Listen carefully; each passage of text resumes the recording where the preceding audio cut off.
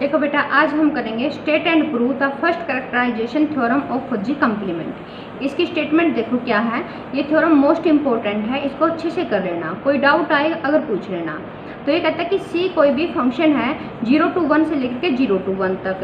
तो ये कहता है कि ऐसा फंक्शन को हम फजी कंप्लीमेंट इन्वोल्यूटिव बोलेंगे कब, इफ़ यदि आपके पास एक जी फंक्शन कंटिन्यूस ऐसा एग्जिस्ट हो जाए कि जी 0 पर 0 पे जाए और जी स्ट्रिक्टली इंक्रीजिंग भी हो, और जो ये फंक्शन सी हमने लिया है 0 to 1 से लेकर के 0 to 1 तक, यानी कि फजी कंप्लीमेंट कब होगा, जब हम इस फंक्शन को इस टाइप से डिफाइन कर सकें। अगर सी फंक्शन को हमने जी की हेल्प से ऐसे डिफाइन कर लिया तो इसका मतलब कि वो सी क्या होगा, फजी कंप्लीमेंट होगा। अगर फजी कंप्लीमेंट होगा तो हम इस टाइप से उसको डिफाइन कर सकते हैं। कैसी कंडीशन है बेटा, इफ एंड इफ ओनली की। ये अगर कंप्लीमेंट होगा तो ये इक्वेशन सेटिस्फाई करवानी है, और ये अगर ये इक्वेशन लेके चलेंगे तो इसका मतलब कि सी को हमने क्या दिखाना है, फजी कंप्लीमेंट। देखो प्रूफ में क्या होगा। फर्स्ट सपोज दैट कि जी इज कंटिन्यूस। सबसे पहले हमने क्या ले लिया कि जी आपके पास एक ऐसा कंटिन्यूस फंक्शन है 0 to 1 से लेकर के r तक, सच दैट कि जी 0 को 0 पे लेकर जा रहा है, और जी कैसा है बेटा, स्ट्रिक्टली इंक्रीजिंग है। और सपोज इक्वेशन नंबर 1 होल्ड, और इक्वेशन नंबर 1 क्या होती है, होल्ड होती है। ठीक है, इक्वेशन नंबर 1 क्या होती है, होल्ड। यानी हम क्या लेके चले हैं, हम ये लेके चले हैं कि जी ने ये सारी की सारी कंडीशन क्या कर दी, होल्ड कर दी। जी ने क्या कर दी, ये सारी की सारी कंडीशन होल्ड कर दी। प्रूव करना है कि सी क्या है, फजी कंप्लीमेंट इन्वोल्यूटिव है। क्लियर, ये हमें प्रूव करना। तो देखो यहाँ पे हमने सपोज कर लिया कि जी हमारा 0 to 1 से लेकर के r तक था, तो अगर जी यहाँ से यहाँ तक था तो जी इनवर्स फंक्शन होगा, वो r से 0 to 1 हो जाएगा। ऑब्वियस सी बात है, डोमेन कोडोमेन और कोडोमेन डोमेन में चेंज हो जाती है इनवर्स फंक्शन में।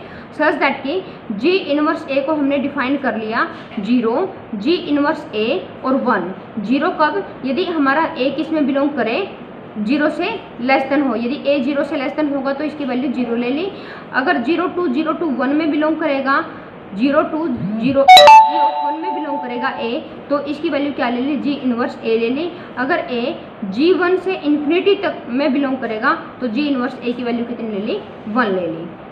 We prove that C in 1, C हमारा इक्वेशन नंबर 1 के अंदर ये क्या है, फजी कंप्लीमेंट है। इसको हमें फजी कंप्लीमेंट दिखाना है। फजी कंप्लीमेंट के लिए क्या लेते थे हम, सी इज मोनोटोनिकली डिक्रीजिंग लेते हैं, क्योंकि कंप्लीमेंट फंक्शन में क्या होता है, छोटे की वैल्यू बड़ी आती है और बड़े की छोटी। सपोज कर लिया कि ए क्या है, लेस देन बी है। अगर ए लेस देन बी है तो हमें क्या प्रूव करना है कि C of A greater than equal to C of B. Now suppose कर लिया कि ए बी किससे बिलोंग करता है, 0 to 1 में, और ए क्या है, छोटा है किससे, बी से। अगर ए छोटा है बी से, जी कैसा लेके चले थे हम, स्ट्रिक्टली इंक्रीजिंग। स्ट्रिक्टली इंक्रीजिंग लेके चले थे तो जी की ए छोटे के ऊपर छोटी वैल्यू और बड़े के ऊपर बड़ी वैल्यू। नेगेटिव लेंगे तो साइन चेंज हो जाएगा। G of 1 on both side add कर देंगे। समझ आ गए यहाँ तक। उसके बाद जो जी इनवर्स फंक्शन है, देखो ये वाली वैल्यू कैसी है, बड़ी, तो जी इनवर्स फंक्शन लगाया वो क्या आ गया, बड़ा। ये वाली वैल्यू कैसी थी, छोटी, यानी जी इनवर्स फंक्शन भी क्या है, इंक्रीजिंग फंक्शन है। ये कैसे है, देखो यहाँ से ये पूरा प्रूफ दे रखा है। G inverse is increasing proof as follows. Clearly G inverse क्या होगा, जी 0 1 से लेकर के 0 to 1 इज 1 1 और ऑन 2, क्योंकि हमने यहाँ पे क्या ली है, इसकी हमने यहाँ पे क्या ले ली, इसकी रेंज ले ली। रेंज से लेकर के 0 to 1 पे ये फंक्शन कैसा होगा, 1 1 और ऑन 2 होगा। लेट अस सपोज कर लिया y1 और y2 इसमें से ले लिए, इस टाइप से ले लिए कि y1 छोटा और y2 बड़ा है।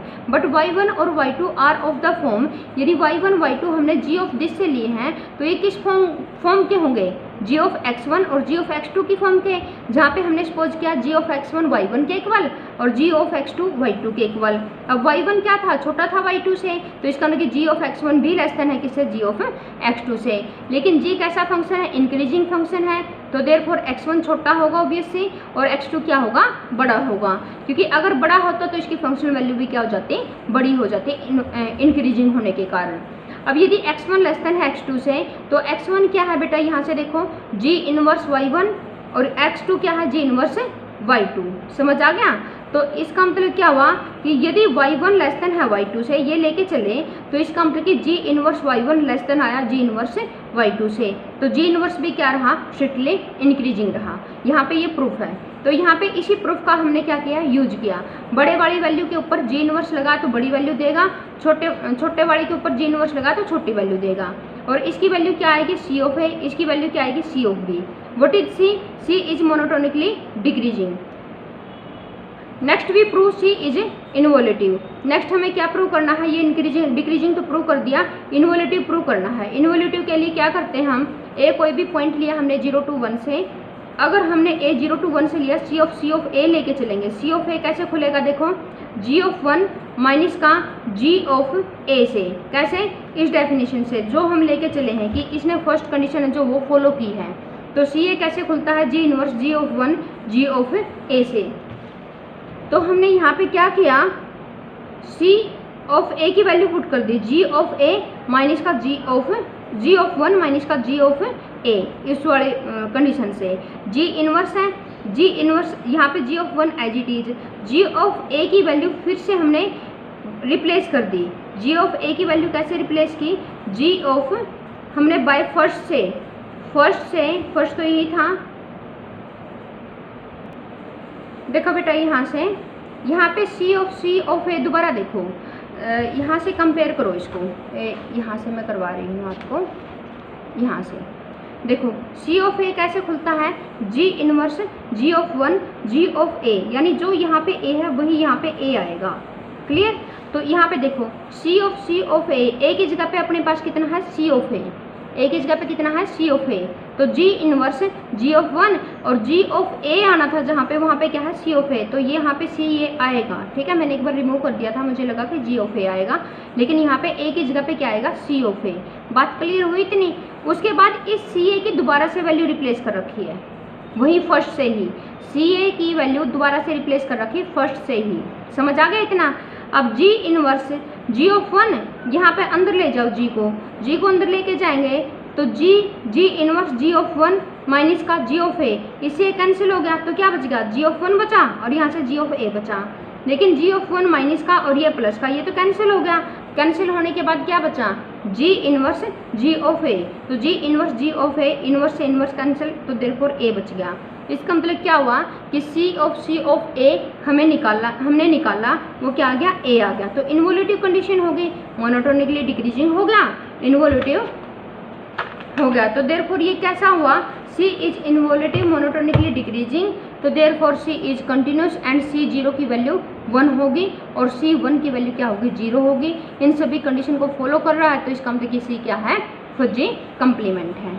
ये तो हो गया 1 पार्ट। अब कन्वर्सली पे आ जाओ, मान लिया कि सी क्या है, फजी कंप्लीमेंट है, जो किसको सेटिस्फाई करता है, एक्सियम फर्स्ट से लेकर के 4 तक। सिंस जी कैसा है, कंटिन्यूस है, तो C has a unique equilibrium point, तो सी का क्या होगा, यूनिक इक्विलिब्रियम पॉइंट होगा। थ्योरम पढ़ चुके हैं हम, तो यूनिक इक्विलिब्रियम पॉइंट होगा, तो इसका मतलब कि वो हमने मान लिया ई सी, तो ई सी का कंप्लीमेंट उसी के इक्वल होगा।